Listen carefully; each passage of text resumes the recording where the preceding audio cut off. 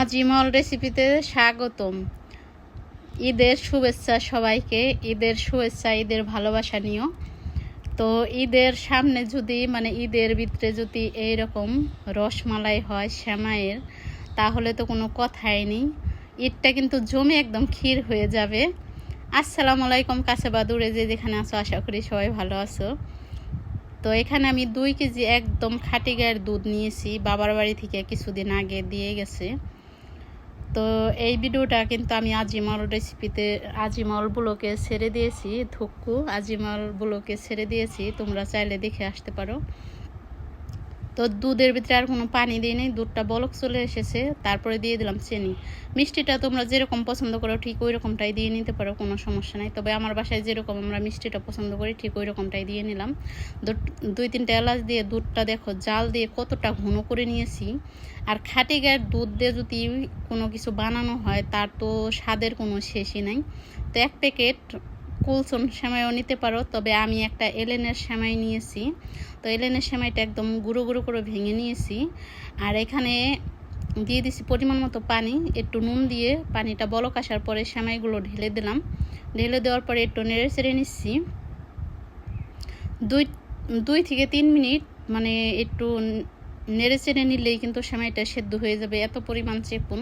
তো আমি ঢেলে নিয়েছি একটা চালনের ভিতরে ঠান্ডা পানি দিয়ে, এটাকে আমি ঠান্ডা করে নিয়েছি। আর সেমাইটা ঠান্ডা হওয়ার পরে এখানে একটা ডিম ভেঙে দিচ্ছি, দিয়ে দিচ্ছি 1 চামচের মতো ময়দা।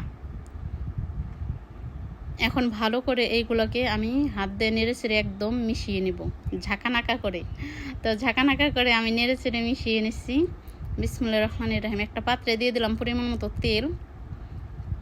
আর এই যে ঝাঁকানাকা করে সেমাইটা যে মাখিয়ে রেখেছিলাম, এখন বড়ার সাইজে দিয়ে দেব। তোমরা চাইলে লম্বা সাইজও করে দিতে পারো, তবে এটা একটু নরম নরম, অতটা সুন্দর হবে না। তবে আমি বড়ার সাইজই করে দিলাম। তারপরেও তোমাদের যেরকম পছন্দ ঠিক ওই রকমটাই দিয়ে নিতে পারো। তো এক এক করে সবগুলো আমি দিয়ে দিচ্ছি। আর বিশ্বাস করো, বানানোর পরে যে এত প্রশংসা শুনছি যে হিসেবই নাই। তবে তোমরাও বানাইয়ে দেখো, যে তোমরাও কতটা প্রশংসা শুনবে সেটা হিসেবও করতে পারবে না। যে খাবে সেই কিন্তু তোমার প্রেমে একদম পড়ে যাবে। তোমার প্রেমে বলতে সেমাইয়ের প্রেমে। আর কতবার যে অফার দিবে যে এরকম করে সেমাইটা রান্না করে দাও, বা এরকম করে সেমাইয়ের রসমালাই বানিয়ে দাও। তো আমি সেমাইয়ের রসমালাই বললাম এটাকে। তোমরা চাইলে কোনো নাম যদি দাও সেটা আমাকে কমেন্ট করে জানিয়ে দিও, যে আসলে এটা কিসের মতো লাগে, রান্না করে দেখো। আর কি বলে, তোমাদের ভালোবাসা না পাইলে কিন্তু আমি কখনো আগাইতে পারবো না। তোমাদের ভালোবাসা খুবই দরকার, খুবই প্রয়োজন। তো উল্টিয়ে পাল্টিয়ে নেড়ে চেড়ে আমি বড়াগুলো ভেজে তুলে নিচ্ছি। তো কিছুটা কিচিমিচি এই তেলের ভিতরে একটু ভেজে নিচ্ছি, উপর দিয়ে সাজানোর জন্য। তো নেড়ে চেড়ে আমি ভেজে নামিয়ে নিয়েছি। আর সেই দুধ অর্ধেকটা কুসুম গরম অবস্থায় আমি দিয়ে দিচ্ছি 1 প্যাকেট গুঁড়ো দুধ। গুঁড়ো দুধ তোমরা চাইলে নাও দিতে পারো, তবে অন্যরকম একটা গ্রানের জন্য আমি দিলাম। তো খাঁটি গায়ের দুধ দিয়ে যেহেতু বানাইতেছি, অস্থির একটা গ্রান বের হয়েছে, কি বলবো, মনে চাইতেছে যে এখনই 2 চাটন খেয়ে ফেলি। তবে খাওয়া যাবে না, একটু পরে খাবো। এই যে সেই বড়াগুলো ভেজে যে চালনের ভিতরে তুলে রেখেছিলাম, এখন বড়াগুলো দিয়ে দিচ্ছি। এখন দিয়ে ভালো করে একটু নেড়ে চেড়ে মিশিয়ে নিচ্ছি। আর 3-4টা বলক আসার পরেই আমি এটাকে নামিয়ে নিব। তো দেখো কি সুন্দর বলক চলে এসেছে।